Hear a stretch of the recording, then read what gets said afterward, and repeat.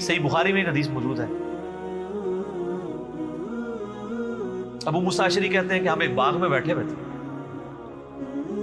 اتنے میں باغ کے دروازے پہ دستک ہوئی۔ نبی علیہ السلام نے فرمایا کہ جو کوئی بھی ہے نا دروازے پہ اسے جنت کی بشارت دے۔ کہتے ہیں دروازہ کھولا تو سیدنا ابوبکر رضی اللہ تعالیٰ اندر آ گئے، تھوڑی دیر بعد پھر دستک ٹھک ٹھک، آپ فرمایا اب بھی جو آیا نا اسے جنت کی بشارت دے۔ دروازہ کھولا سیدنا عمر، پھر تیسری دفعہ جب دستک ہوئی تو نبی علیہ السلام فرمایا اب جو کوئی آئے نا اسے جنت کی بشارت دو، لیکن ان مصیبت اور پریشانیوں کے ساتھ جن سے اس کو گزرنا پڑے گا۔ تو کہتے ہیں میں نے دروازہ کھولا تو حضرت عثمان تھے، اور میں نے کہا کہ رسول اللہ نے آپ کے بارے میں یہ کہا کہ جنت ہے لیکن آپ کی جنت تکلیف کے ساتھ جڑی ہوئی ہے۔ تو انہوں نے کہا میں اللہ سے مدد مانگتا ہوں ان فتنوں کے اگینسٹ۔ اسی کا ایک طریق صحیح بخاری میں، اس میں اسی طرح یہ الفاظ ہیں، پہلے حضرت ابوبکر آئے پھر حضرت عمر آئے، اور اس میں یہ الفاظ ہیں کہ نبی علیہ السلام ایک کنویں کی منڈیر پہ بیٹھے ہوئے تھے۔ پرانے زمانے میں وہ کنویں ہوتے تھے نا، ابھی بھی آپ دیکھیں نا بڑے کنویں ہوتے ہیں، قلعہ ارطاس میں بنے ہوئے ہیں، تو اس کی وہ جو باہر منڈیر نکلی ہوتی ہے نا دیوار چھوٹی سی، اس پہ آپ علیہ السلام بیٹھے ہوئے تھے۔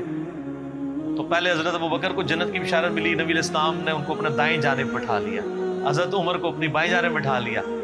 جب حضرت عثمان اندر انٹر ہوئے تو جگہ ختم تھی، تو حضرت عثمان نبی علیہ السلام کے سامنے منڈیر پہ آ کے بیٹھ گئے۔ تو راوی حدیث کہتے ہیں کہ میں نے اس حدیث سے رزلٹ نکالا ہے کہ ابو بکر عمر کی قبریں رسول اللہ کے ساتھ بنے گی، اور حضرت عثمان کی قبر نبی علیہ السلام کے ساتھ نہیں بنے گی، وہ سامنے بنے گی۔ یہ راوی نے بعد میں جب قبروں کے بعد ڈیسائیڈ کیا، یعنی وہ جو تابعی ہے تبع تابعی ہے۔ اور سر واللہ سیدنا عثمان کی قبر نبی علیہ السلام کی قبر مبارک کی سیدھ میں، بالکل سیدھ میں بقیع غرقد قبرستان کے اندر موجود ہے۔ اور چاند ایک قبریں جو باقی ہیں نا اس وقت اپنی صحیح فارم کے اندر سنت کے مطابق یہ ہے، یعنی وہ بہت اونچی نہیں ہے، ارد گرد وہ پتھروں کی فصیل بنی ہوئی ہے چھوٹی سی، وہ ایک بالش جو اجازت ہے صحیح بخاری میں اونٹ کی کوہان جتنی، اور بالکل ڈومیننٹ جگہ کے اوپر ہے، وہ سامنے وہ ارد گرد اس کی کوئی اور قبر بھی نہیں ہے، ڈومیننٹ جگہ پہ۔ پہلے تو خیر سلطنت عثمانیہ کے دور میں مزار بھی اس پہ بہت بڑا بنا تھا، آپ کو پرانی تصاویر مل جائیں گی 1886 کی، وہ تو پھر سعودی حکومت نے توڑوائے، ظاہر ہے وہ خلاف سنت مزار بنے ہوئے تھے۔ تو وہ یعنی سیدنا عثمان کی قبر بالکل صحیح سنت سے چلتی آ رہی ہے، اور یہ چونکہ حدیثیں میں نے پڑھی ہوئی تھی نا، میں نے کافی دفعہ سیدنا عثمان رضی اللہ تعالیٰ عنہ کی قبر مبارک پہ اشک بار آنکھوں کے ساتھ حاضری دی ہوئی ہے الحمدللہ۔ تو سیدنا عثمان کی قبر پہ میں یاد ہے، میں اشراق کے بعد ایک بار گیا نا تو مجھے اچانک یہ حدیث یاد آئی نا، تو میں نے یعنی وہ قبر کے پاس کھڑے ہو کے روضہ شریف کی طرف دیکھا نا، تو بالکل ایگزیکٹ سیدھ میں وہ قبر ہے۔ اللہ تعالیٰ نے ان کو صبر دیا، اور حالانکہ آپ دیکھیں کہ شروع میں اسلام قبول کر پہلے 10 مسلمانوں میں سے سیدنا عثمان، حضرت ابوبکر صدیق کے یہ بڑے بیسٹ فرینڈ تھے، ان کی دعوت سے اسلام قبول کیا۔ عشرہ مبشرہ 10 جنتی صحابہ میں سے 5 ایسے ہیں جو حضرت ابوبکر صدیق کی دعوت سے مسلمان ہوئے، ان میں سے ایک حضرت عثمان ہے، یہ پہلے 10 مسلمانوں میں سے۔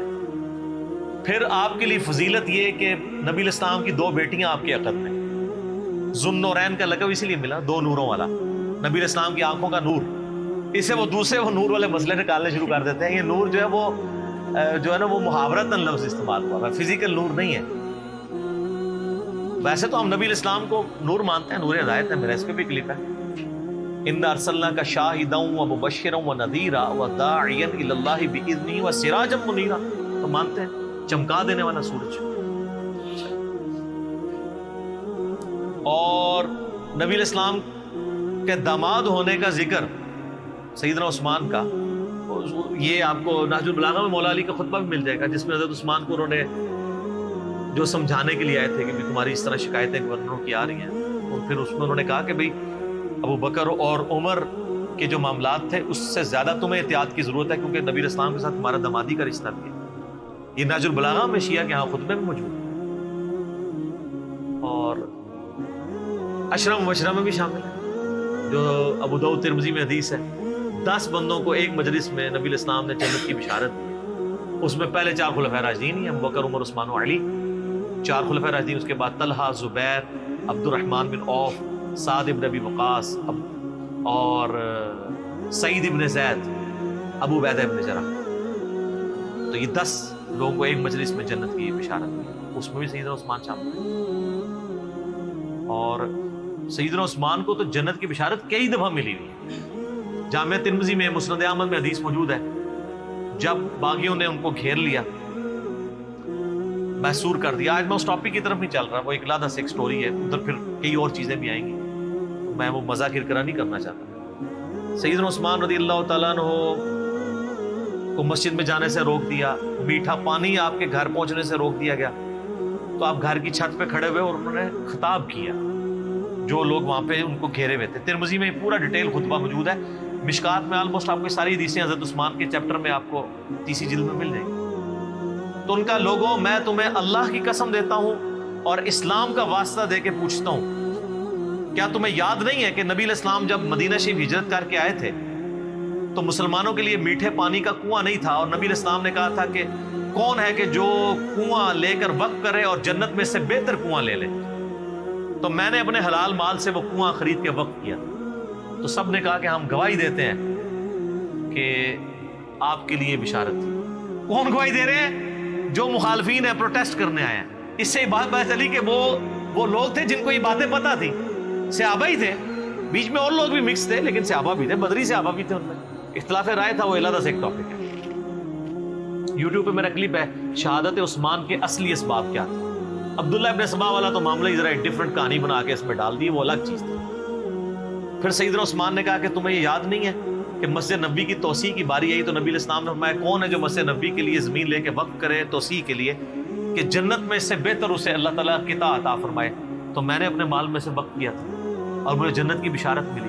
یعنی بالکل ایسا۔ پھر ان کا جو جیش العسرہ تھا، تنگی والا جہاد، یعنی تبوک، جہاں پہ جہاد فرض ہو گیا تھا ہر مسلمان، کیونکہ رومن امپائر سے ٹکرانا تھا، تو نبی علیہ السلام نے جب چندے کی اپیل کی تھی تو میں نے 1000 دینار نبی علیہ السلام کی جھولی میں ڈرا کے ڈالے تھے، اور نبی علیہ السلام اپنے مبارک ہاتھوں سے یوں ان کو الٹ پلٹ کرتے تھے اور کہتے تھے عثمان جنتی، آج کے بعد جو مرضی کرے۔ تو انہوں نے کہا کہ ہم گواہی دیتے ہیں۔ سر یہ 1000 دینار آپ کیا سمجھ رہے ہیں کتنی رقم ہوگی؟ کیلکولیٹ کر کے دیکھیے گا، 20 دینار 7.5 تولے سونا ہوتا تھا۔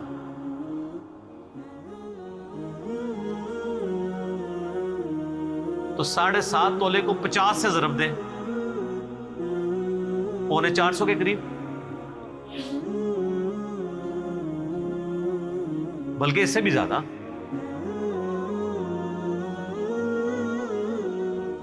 50 کو ضرب دیں 7 سے، 700,350 اور اوپر والا بھی کر لیں، تقریباً 400 کے قریب، 350 زیادہ بن جائے گا نا، 7.5 ہے، 450 کے قریب سمجھ لیں،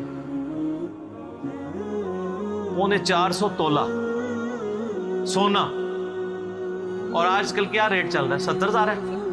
ہاں، تو یہ 2.5 کروڑ سے زیادہ رقم بنتی ہے آج کی، اگر 70 لگائیں گے تو جا کے گھر حساب کر لیجیے گا، 2.5-3 کروڑ رقم بنتی ہے جو حضرت عثمان نے غزوہ تبوک کے موقع پر دی، اور نبی علیہ السلام نے جنت کی بشارت۔ انہوں نے کہا ہاں جی بالکل آپ کو جنت کی بشارت ملی تھی اس بات پہ۔ انہوں نے کہا تم مجھے نہ، اب یہ یعنی بشارتیں گنواتے جا رہے تھے، اور حضرت عثمان کہہ رہے تھے دیکھو مسجد میں نے وقف کی، مجھے مسجد میں نماز نہیں پڑھنے دے رہے ہو، کنواں میں نے لے کے دیا اور مجھے میٹھا پانی نہیں، مجھے کڑوا پانی پینا پڑتا ہے، مجھے تم پانی تک نہیں جانے دے رہے ہو، اور تم مان بھی رہے ہو ان چیزوں میں مجھے جنت کی بشارت ملی ہے۔ پھر حضرت عثمان نے چوتھا اور آخری سوال کیا کہ کیا تمہیں یہ حدیث نہیں پہنچی ہے؟ اور یہ حدیث بخاری میں بھی ہے، ترمذی کا یہ والا حصہ، کہ نبی علیہ السلام ایک دفعہ غارے پہاڑ ہیرا کے اوپر چڑھے، ہیرا پہاڑ کے اوپر، حضرت ابو بکر، عمر اور حضرت عثمان یہ ساتھ تھے نبی علیہ السلام، 4 بندے تھے یہ ٹوٹل۔ تو پہاڑ جو ہے وہ جھوم پڑا، ہلنا شروع ہو گیا، وہ تو بخاری مسلم حدیث ہے۔ ہیرا ایک پہاڑ ہے لیکن ہم سے محبت، وہ احد پہاڑ کے بارے میں آتا ہے، احد ایک پہاڑ ہے، ہم سے محبت کرتا ہے، ہم بھی اس سے محبت کرتے ہیں۔ بعض روایتوں میں احد کا ذکر ہے، بعض میں ہیرا کا ذکر ہے۔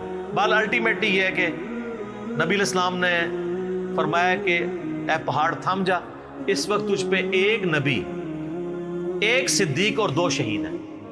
2 شہید کون؟ حضرت عمر اور عثمان۔ جو مسلم کی حدیث ہے اس میں یہ ہے کہ حضرت علی بھی تھے، طلحہ بھی تھے، زبیر بھی تھے۔ تو نبی علیہ السلام نے فرمایا کہ اس وقت تجھ پر انبیاء، شہداء اور صدیق کے علاوہ کوئی نہیں ہے۔ اس سے یہ بھی نبی علیہ السلام نے غیبی خبر دے دی کہ یہ باقی سارے شہید ہونے والے ہیں۔ حضرت طلحہ بھی شہید ہوئے ہیں جنگ جمل میں، حضرت زبیر بھی اور مولا علی بھی اور سیدنا عثمان بھی۔ تو انہوں نے کہا ہاں آپ کو شہید ہونے کی خبر دی تھی۔ تو انہوں نے کہا اللہ کی قسم، رب کعبہ کی قسم، میں کامیاب ہو گیا، میں نے تم سے یہی منوانا تھا کہ نبی علیہ السلام نے مجھے شہید کہا ہوا ہے، میں شہید ہوں۔ لیکن خیر ترمذی میں تو ادھر ہی ہے، باقی آپ تاریخی روایتیں پڑھیں گے اور باقی کتابیں دیکھیں گے، اس میں آپ کو ملے گا کہ وہ کہتے ہیں کہ حضرت یہ باتیں ساری صحیح ہیں لیکن اب آپ بدل چکے ہیں۔ نہیں، وہ جیسا ہمیں بھی کہتے ہیں کہ حضرت باتیں تو آپ کی ٹھیک ہیں لیکن کے بعد پھر اس طرح کی باتیں شروع ہو جائیں۔ تو یعنی بدقسمتی جب کسی پہ چھائی ہو، ورنہ دیکھیں ایک شخص جس کی 82 سال عمر ہے اور اس کی زندگی پوری قربانیوں سے تعبیر بھری پڑی ہوئی ہے، کہیں بشری تقاضے کے تحت کوئی مسئلہ مس ہینڈل تو اس سے ضرور ہو سکتا ہے، لیکن آپ اس کی نیت کے اوپر یا اوورآل پوری زندگی کو تو 0 سے ملٹیپلائی نہیں کر سکتے۔ یہی وجہ ہے کہ جو ایران والوں نے فلم بنائی ہے مختار سقفی پہ، اس میں بھی جو حضرت معاویہ رضی اللہ تعالیٰ عنہ اور شیعان علی کا اختلاف دکھایا ہے وہ اسی بات پہ کہ آپ نے خلفاء کے طریقے کو چھوڑ دیا اور اس میں وہ تینوں خلفاء کو رسپیکٹ دیتے۔ پھر حضرت علی علیہ السلام کی زندگی کے آخری 10 سال پہ ایک فلم ہے 22 قسطوں پہ، امام علی علیہ السلام، اس میں انہوں نے حضرت عثمان کا بھی، چونکہ ان 10 میں سے سمجھ لیں 4-5 سال تو عثمان کی بھی خلافت کی ہے، حضرت عثمان کا بھی انہوں نے بڑا پازیٹیو کریکٹر دکھایا ہے اور یہ بتایا کہ اصل کلپرٹ جو ہے وہ مروان بن حکم تھا۔